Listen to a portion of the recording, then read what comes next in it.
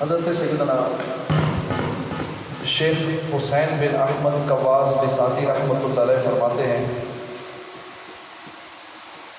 کہ میں نے اللہ سے یہ دعا کی کہ یا اللہ میں خواب میں ابو صالح مؤذن کو دیکھنا چاہتا ہوں، چنانچہ میری دعا قبول ہوئی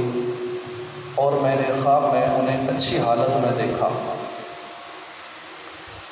پوچھا کہ اے ابو صالح مجھے اپنے یہاں کے حالات کی خبر دیجیے۔ فرمایا اے ابو الحسن، اگر سرکار مدینہ قرار قلب و سینہ صلی اللہ علیہ وآلہ وسلم کی ذات گرامی پر درود پاک کی کثرت نہ کی ہوتی تو میں ہلاک ہو جاتا۔ چارائے بے چارگاہ پر ہوں درود 100,000، بے کسوں کے حامیوں غمخوار پر لاکھوں سلام۔ درود پاک پڑھنا دنیا اور آخرت میں بے شمار برکتیں بھلائیاں حاصل کرنے کا ذریعہ ہے۔ جیسا کہ آپ نے روایت سنی کہ درود پاک کی کثرت کی وجہ سے بے کرم ہو گیا۔ اللہ پاک ہمیں بھی زیادہ سے زیادہ درود پاک پڑھنے کی سعادت نصیب فرمائے، آمین۔ صلو علی الحبیب صلی اللہ تعالی علی محمد صلی اللہ علیہ وآلہ وسلم۔ محرم الحرام کا مہینہ جاری ہے۔ یہ وہ مہینہ ہے کہ جس میں کربلا کا واقعہ ہوا، جس میں یزید اور یزیدیوں نے نواسہ رسول سیدنا امام حسین سمیت کم و بیش 72 قابل احترام ہستیوں کے ساتھ نہ صرف انتہائی نامناسب سلوک کیا، بلکہ ان میں سے بہت سو کے خون ناحق سے اپنے ہاتھوں کو رنگین کر کے ظلم و زیادتی کا وہ طوفان بدتمیزی برپا کیا کہ جس کی داستان عاشقان صحابہ و اہل بیت کے لیے انتہائی اذیت کا باعث ہے۔ یزید پلید ابن زیاد اور جو لوگ بھی ان بدبختوں کے ساتھ ان مبارک ہستیوں کی ایذا رسانی کے لیے اور شہادت کے ذمہ دار تھے، ان سب کا دنیا میں عبرتناک انجام ہوا۔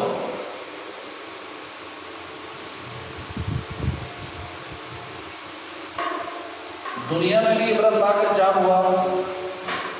آخرت میں بھی ذلت و رسوائی ان کا مقدر ہے۔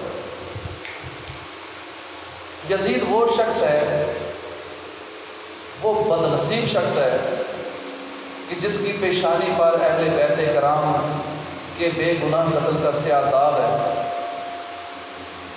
اور جس پر ہر زمانے کے لوگ ملامت کرتے رہیں گے،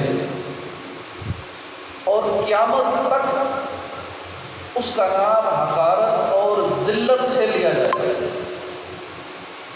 یہ بد باطن سیاہ دل شخص 25 ہجری کو دمشق میں پیدا ہوا، نہایت موٹا، بدنما، بہت زیادہ بالوں والا، بد اخلاق، بد مزاج، فاسق و فاجر، شرابی، بدکار، ظالم، بے ادب اور گستاخ تھا۔ اور اس کی شرارتیں اور بے حرمتیاں ایسی تھیں کہ جن سے بدماشوں کو بھی شرم آتی ہے۔ جن سے شرط نکاح حرام ہے، یزید ان سے نکاح کو رواج دینے والا، سود اور دیگر حرام کاموں کو اعلانیہ کروانے والا، غیب دان مکی مدنی آقا صلی اللہ علیہ وآلہ وسلم بھی اپنے زمانہ نوربار میں یزید پلید کے فتنے سے آگاہ فرما چکے تھے، کیونکہ میرے آقا صلی اللہ علیہ وآلہ وسلم غیب کا علم رکھنے والے ہیں، اور میرے آقا نے پہلے ہی بتا دیا تھا کہ ایک ایسا شخص آئے گا، اس کا نام یزید ہوگا، اور وہ یہ کرے گا۔ سیدنا ابو درداء رضی اللہ عنہ نے فرمایا کہ میں نے نبی کریم صلی اللہ علیہ وآلہ وسلم کو یہ فرماتے ہوئے سنا کہ اول من یبدل سنتی رجل من بنی امیہ یقال له یزید، میری سنت کا پہلا بدلنے والا بنو امیہ کا ایک شخص ہوگا جس کا نام یزید ہے۔ ایک اور مقام پہ فرمایا کہ میری امت میں عدل و انصاف قائم رہے گا، یہاں تک کہ پہلا رخنہ انداز بنو امیہ کا ایک شخص ہوگا جس کا نام یزید ہوگا۔ یزید پلیز کی جو فتنہ انگیزیاں ہیں اس کے بارے میں غیب دان آقا صلی اللہ علیہ وآلہ وسلم کی انہی پیش گوئیوں کی وجہ سے مشہور صحابی رسول حضرت ابو ہریرہ یہ اپنے وصال سے پہلے یہ دعا مانگا کرتے تھے، دعا مانگتے تھے کہ اعوذ باللہ من رأس ستین و عمارت الصیبان، یعنی اے اللہ میں تجھ سے پناہ مانگتا ہوں 60 ہجری کے آغاز اور لڑکوں کی حکومت سے۔ چنانچہ آپ کی یہ دعا قبول ہوئی، اور 60 ہجری سے پہلے یعنی 59 میں 60 ہجری سے ایک سال پہلے ابو ہریرہ رضی اللہ عنہ کا انتقال ہو گیا۔ مفتی سید نعیم الدین مراد آبادی فرماتے ہیں کہ یزید پلید کی امام حسین سے دشمنی کی جو اصل وجہ تھی وہ بیان کرتے ہوئے، اور شہادت امام حسین کے بعد یزید کی طرف سے مکے اور مدینے میں جو ڈٹھائی، مسلمانوں پر ڈٹھائی کی، ظلم و زیادتی کی، اس کا تذکرہ کرتے ہوئے فرماتے ہیں کہ امام حسین رضی اللہ تعالی عنہ کا وجود مبارک یزید کی آزادیوں کے لیے رکاوٹ تھا۔ جو وہ گناہ عام کر رہا تھا، عیاشیاں کر رہا تھا، اس کی سلطنت میں ایک ہی شخصیت تھی امام حسین کی جو اس کی راہ میں رکاوٹ تھی۔ اس لیے وہ امام حسین سے ڈرتا بھی تھا کہ یہ متصب ہیں، کہ میری اکاؤنٹیبلٹی کریں گے، میرا احتساب کریں گے، میں جو غلط کام کروں گا تو ان کو راستے سے ہٹا دیا جائے، یہ نہیں ہوں گے تو میں کھلم کھلا گناہ کروں گا، عیاشیاں کروں گا، کھل کے کھیلنے کا موقع ملے گا، الٹی سیدھی حرکتیں کروں گا۔ اب اس کو نظر آتا تھا کہ امام جیسے دیندار کا کوڑا ہر وقت اس کے سر پہ گھوم لیے وہ امام عالی مقام کی جان کے در پہ ہے۔ امام عالی مقام کا سایہ اٹھنا تھا، یزید کھل کر کھیلا، بالکل آزاد ہو گیا اور طرح طرح کے گناہوں کا بازار گرم کیا اس نے۔ حرام کاری، بھائی بہن کا نکاح، سود، شراب، یہ تو اعلانیہ طور پر اس نے رائج کر لیا، اور نمازوں کی پابندی اٹھا دی، بغاوت اور سرکشی انتہا کو پہنچ گئی۔ خباثت نے یہاں تک زور کیا کہ مسلم بن عقبہ کو 12,000 یا 20,000 کا لشکر گراں لے کر مدینہ طیبہ کی چڑھائی کے لیے بھیجا، اور یہ 63 ہجری کا واقعہ ہے۔ اس نامراد لشکر نے مدینہ طیبہ میں وہ طوفان بدتمیزی برپا کیا کہ اللہ کی بلا، قتل و غارت اور طرح طرح کے مظالم رسول اللہ صلی اللہ علیہ وسلم کے ہمسایوں پر کیے، مدینہ شریف کے رہنے والوں کے گھروں میں لوٹ مار کی اس یزید نے، اور 700 صحابہ کو شہید کیا،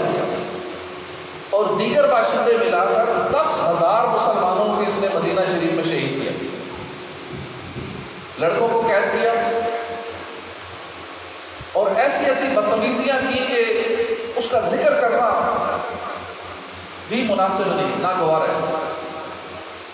مسجد نبوی کے ستونوں سے اس نے گھوڑے باندھے، مسجد نبوی کی اتنی بے حرمتی کی، 3 دن تک مسجد نبوی میں نماز نہیں ہوئی۔ اس یزید پلید نے مسجد نبوی کے ستونوں سے گھوڑے باندھے اور کسی کو 3 دن تک نماز نہیں پڑھنے دیا۔ صرف سعید بن مسیب، ایک ساتھی ایسے تھے جو مجنون بن کے وہاں پہ رہے اور یہ سارا منظر دیکھ رہے تھے۔ سیدنا عبداللہ بن حنظلہ نے فرمایا کہ یزیدیوں کی بری حرکات اس حد تک پہنچی تھی کہ مجھے اندیشہ ہوا کہ اب رب کا عذاب نازل ہو جائے، کہیں آسمان سے پتھر نہ برس پڑے۔ اس قدر یزید نے بے ادبیاں، مسجد کی بے حرمتیاں کی، اور یہ اس کا شریر لشکر جو تھا، پھر یہ مکے کی طرف روانہ ہوا، راستے میں امیر لشکر مر گیا، دوسرا امیر لشکر بھیجا گیا۔ جب یہ لوگ مکے پہنچے تو وہاں پر انہوں نے منجنیق، جس سے اس دور میں پتھر پھینکے جاتے تھے، جیسے آج کل ہمارے ٹینک ہیں، اس دور میں پتھر پھینکنے کے لیے منجنیق ہوتے تھے، تو منجنیق سے پتھر پھینک کے اس نے کعبہ شریف کا جو صحن ہے مطاف، وہ پتھروں سے بھر دیا۔ کعبہ معظمہ کی اتنی بے حرمتی کی، کعبہ شریف کا غلاف جلا دیا، چھت کو ان بے دینوں نے جلا دیا، اور اس چھت کے اندر اس دمبے کے سینگ تھے جو امام جناب ابراہیم علیہ السلام نے ذبح کیا تھا، اور حضرت اسماعیل کی جگہ جو دمبا جنت سے آیا تھا اس کے سینگ اس چھت میں رکھے ہوئے تھے۔ ان یزیدیوں نے ان سینگوں کو بھی جلا دیا۔ پیارے اسلامی بھائیوں، یزید پلید جب تک زندہ رہا ظلم و ستم کی آندیاں چلاتا رہا، پوری زندگی اس کی بے رحمی کی افسوسناک داستان ہے۔ یزید کے ہاتھ مکہ اور مدینہ شہدائے کربلا کے مظلوموں کے خون سے رنگے ہوئے ہیں۔ اقتدار کی ہوس نے اسے پاگل بنا دیا تھا، اور افرادی قوت نے اسے مغرور بنا دیا تھا۔ اب چاہیے تو یہ تھا کہ وہ راغب دوش مصطفیٰ، جگر گوشہ مرتضیٰ، دل بند فاطمہ، سلطان کربلا، سید الشہداء، امام عالی مقام، امام حسین کے فضائل اور کمالات سے متعلق فرامین مصطفیٰ کو پیش نظر رکھ کر ان کی قدر و منزلت کا اعتراف کرتا،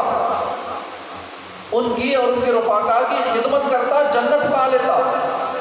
مگر اس شیطان لعین اور نفس امارہ کی غلامی کا توق اس نے اپنے گلے میں ڈالے رکھا، مسلسل ہٹ دھرمی پر اڑا رہا، اور اس نے مکی مدنی آقا صلی اللہ علیہ وآلہ وسلم کے نازک خوشنما پھولوں کو جس بے دردی سے مسلا، اس کے تصور سے ہی روح کانپ جاتی ہے، پلکیں بھیگ جاتی ہیں۔ ان گستاخوں، بے ادبوں، غداروں نے اس بات کی کوئی پرواہ نہیں کی کہ نبی کریم صلی اللہ علیہ وآلہ وسلم نے امام حسین سے اپنی محبت اور ان کی عظمت اور فضیلت کی کس قدر تاکید فرمائی ہے، اور اس کو بیان فرمایا ہے کہ ہما ریحانتا من الدنیا، حسن اور حسین دنیا میں میرے پھول ہیں، اور فرمایا کہ ان الحسن والحسین سید شباب اہل الجنہ، حسن اور حسین یہ جنتی نوجوانوں کے سردار ہیں۔ ان فرامین کو بھول گیا، یہ تو میرے آقا صلی اللہ علیہ وآلہ وسلم کے اتنے پیارے ہیں، ان پر اس نے اتنے ظلم و ستم کیے اور طرح طرح کے ظلم کر کے آخرکار ان کو، ان کے رفقا کو اس ظالم نے شہید کیا۔ افسوس، 100 کروڑ افسوس کے مال و زر اور عہدوں کی لالچ نے یزیدی لشکر کی آنکھوں پر پٹی باندھی، اور وہ بد نصیب اس دنیا ناپائیدار کی فانی محبت میں مبتلا ہو کر، شہرت اور اقتدار کی ہوس میں آ کر ان کے دل پتھر ہو چکے تھے، ان پر بدبختی اور شیطانیت غلبہ کر چکی تھی، لہذا انہوں نے امام علی مقام کی مخلصانہ نصیحتوں پر بھی عمل نہیں کیا۔ امام علی مقام نے بڑا سمجھایا، میدان کربلا میں بھی اتمام حجت کے لیے بار بار ان کو سمجھاتے رہے، اور پھر آخری خطبہ بھی ارشاد فرمایا، تو ساری باتیں بتائیں کہ تم جانتے نہیں ہو میں کس کا نواسا ہوں، میں کس کا بیٹا ہوں، یہ سارے فضائل بتائے کہ شاید آپ یہ سمجھ جائیں، شاید یہ آخری بار سمجھ جائیں، لیکن چونکہ اقتدار کی ہوس پھر دنیا کی محبت کے بندے کو اندھا کر دیتی ہے۔ عبید اللہ بن زیاد یزید کی طرف سے کوفہ کا گورنر مقرر کیا گیا، اور اسی کے حکم سے امام اور آپ کے اہل بیت کو یہ ساری تکلیفیں پہنچائیں گی۔ یہ ابن زیاد مقام موصل میں 30,000 فوج کے ساتھ اترا۔ مختار نے ابراہیم بن مالک اشتر کو اس کے مقابلے کے لیے بھیجا۔ موصل سے 15 کوس کے فاصلے پر دریائے فرات کے کنارے دونوں لشکروں میں مقابلہ ہوا۔ صبح سے شام تک جنگ جاری رہی۔ شام کے وقت اس ٹائم ابراہیم کی فوج غالب آ گئی، ابن زیاد کو شکست ہوئی۔ اس کی فوج جب بھاگی تو ابراہیم نے حکم دیا کہ اس فوج کا پیچھا کرو، ان کو پکڑو، جو جدھر نظر آتا ہے اس کو مار دو۔ اب دریائے فرات کے کنارے محرم کی 10ویں تاریخ 67 ہجری میں وہ مارا گیا۔ اب اس کا سر کاٹ کر ابراہیم کے پاس بھیجا۔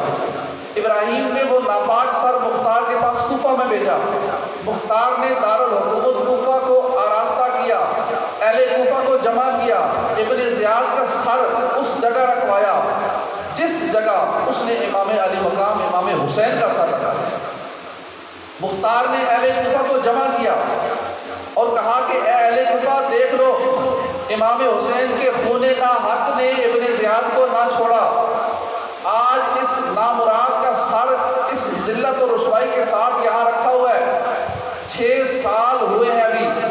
وہی ڈیٹ ہے، ابھی کربلا کے اس واقعے کو صرف 6 سال گزرے ہیں، سیم ڈیٹ، وہی جگہ۔ خدا بند عالم نے اس مغرور فرعون خصال کو ایسی ذلت اور رسوائی کے ساتھ ہلاک کیا، اور اسی کوفہ میں، کوفہ کے دارالحکومت میں اس کے قتل پر جشن منایا جا رہا ہے۔ عمارہ بن عمیر سے مروی ہے کہ جب عبید اللہ بن زیاد اور ان کے ساتھیوں کے کٹے ہوئے سر لا کے صحن میں رکھے گئے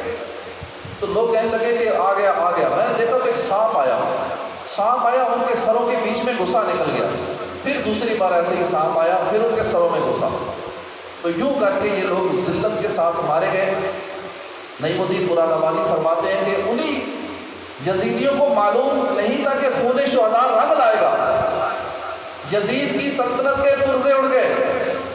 ایک ایک شخص جو قتل امام حسین میں شامل تھا طرح طرح کے عذابوں سے ہلاک ہوا۔ وہی فرات کا کنارہ ہوگا، وہی عاشورہ کا دن یعنی 10 محرم، وہی ظالموں کی قوم ہوگی۔ مختار کے گھوڑے انہیں روکتے ہوں گے، ان کی جماعتوں کی کثرت ان کے کام نہیں آئے گی۔ کاٹے جائیں گے، ان کے گھر لوٹے جائیں گے، سولیاں دی جائیں گی، لاشیں سڑیں گی، دنیا ہر شخص پر تف تف کرے گی، اس ہلاکت پر خوشی منائی جائے گی۔ معرکہ جنگ میں اگرچہ ان کی تعداد ہزاروں کی ہوگی، مگر چوہوں اور کتوں کی طرح جان بچانی مشکل ہو جائے گی، جہاں پائے جائیں گے مارے جائیں گے۔ دنیا کے اندر قیامت تک لوگ ان سے نفرت کرتے رہے، آج تک یزیدیوں سے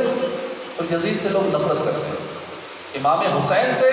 اور اہل بیت اطہار سے لوگ محبت کرتے ہیں، اور قیامت تک یہ سلسلہ جاری رہے گا۔ امام حسین کا نام رہے گا اور یہ یزیدی ان پر ملامتی ہوتی رہے گی۔ اے تشنگان خون جوانان اہل بیت، دیکھا کہ تم کو ظلم کی کیسی سزا ملی، کتوں کی طرح لاشیں تمہارے سڑا کیے، گورے پہ بھی نہ گور کو تمہاری جا ملی، رسوائے خلق ہو گئے برباد ہو گئے، مردودوں تم کو ذلت ہر دو سرا ملی، تم نے اجاڑا حضرت زہرا کا بوستان، تم خود اجڑ گئے، تمہیں یہ سزا ملی۔ دنیا پرستو، دین سے منہ موڑ کر تمہیں دنیا ملی، نہ عیش و طرب کی ہوا ملی، اور آخر دکھائے رنگ شہیدوں کے خون نے، سر کٹ گئے امانت تمہیں ایک ذرا ملی، پائی ہے کیا نہیں انہوں نے ابھی سزا،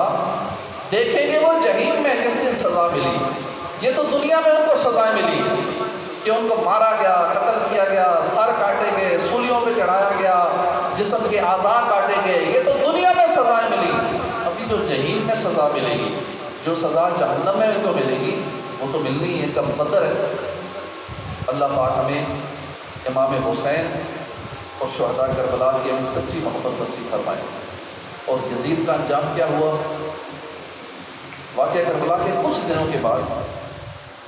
یہ یزید جو تھا انتہائی موذی مرض کے اندر مبتلا ہو گیا، اس کو ایسی خطرناک بیماری لگ گئی، پیٹ کا درد، آنتوں کے زخموں کی تکلیف سے یہ تڑپتا تھا، اور ہمس میں جب اسے اپنی موت کا یقین ہو گیا تو اس نے اپنے بڑے بیٹے کو بلوایا، ان کا نام تھا معاویہ۔ بڑے بیٹے کو بستر مرگ پر بلایا اور امور سلطنت کے بارے میں بھی کچھ کہنا ہی چاہتا تھا کہ میں دنیا سے جانے لگا ہوں،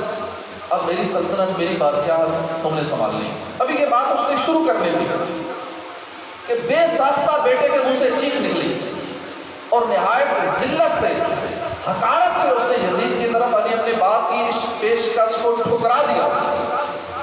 کہ جس تاج اور تخت، جس سلطنت پر آل رسول کے خون کے دھبے ہوں، میں اس سلطنت کو قبول نہیں کروں گا۔ خدا اس منحوس سلطنت کی وراثت سے مجھے محروم رکھے جس کی بنیادیں نواسہ رسول کے خون پر رکھی گئی۔ اب یزید اپنے بیٹے کے منہ سے یہ الفاظ سن کر تڑپ گیا اور بستر پر پاؤں پٹکنے لگا۔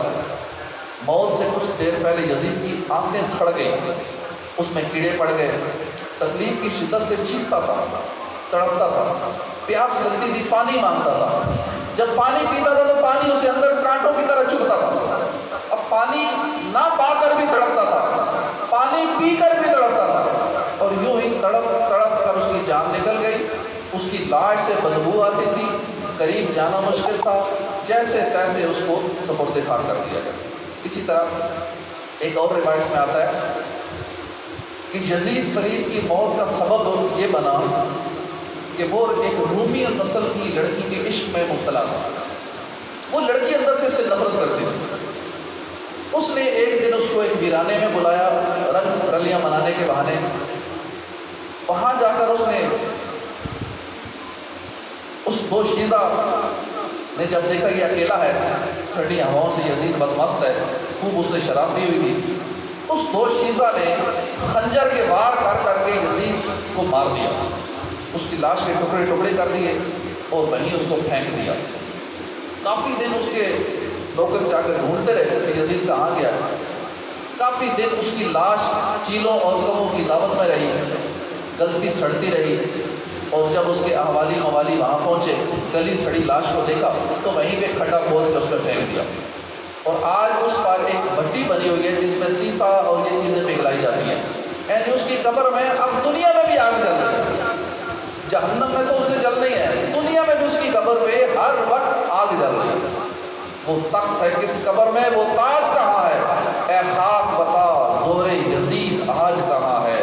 نہ ہی شبر کا وہ ستم رہا، نہ یزید کی وہ جفا رہی، جو رہا تو نام حسین کا، جسے زندہ رکھتی ہے کربلا۔ تو اللہ والوں سے نفرت نہیں کرنی چاہیے، اللہ کے پیاروں سے محبت کرنی چاہیے۔ اللہ والوں پر جو بھی ظلم و ستم کرتا ہے دنیا کے اندر، جو بھی اللہ والوں کو تنگ کرتا ہے وہ دنیا میں بھی پریشان ہوتا ہے، آخرت میں بھی پریشان ہوتا ہے۔ نبی اکرم صلی اللہ علیہ وآلہ وسلم کا فرمان ہے کہ جس شخص نے میرے اہل بیت پر ظلم کیا اور مجھے عطرت پاک یعنی اولاد کے بارے میں وصیت دی، اس پر جنت حرام کر دی گئی۔ ایک اور حدیث پاک میں کہ اگر کوئی شخص بیت اللہ شریف کے کونے میں مقام ابراہیم کے درمیان کھڑے ہو کے نماز پڑھے، روزے رکھے اور پھر اہل بیت کی دشمنی پر مر جائے تو وہ جہنم میں جائے گا۔ تو ہم اہل بیت سے ہم سچی محبت کریں، اہل بیت کے نقش قدم پر چلیں، امام علی مقام امام حسین اور ان کے رفقا